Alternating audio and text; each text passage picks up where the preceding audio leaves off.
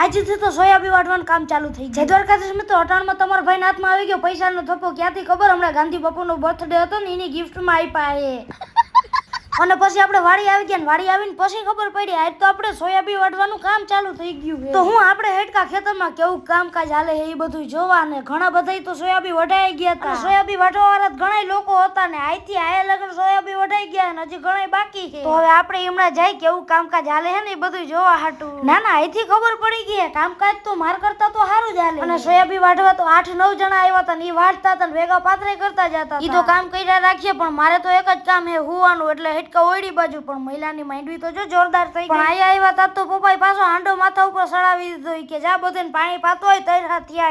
તો હું આપણે હાંડો માથા ઉપર સડાવીને હાંડો રાખી દીધો હેઠે અને સુંદરી ડોકમાં સડાવીને હટકા આપણે ઓયડી બાજુ. અને ઓયડી પૂગી ગયા ને અહીંયાથી મારે ગામમાં જવાનું હતું તો વાડીને ટાટા કરીને ફૂલિયું જોતા જોતા હટકા આપણે ઘર બાજુ.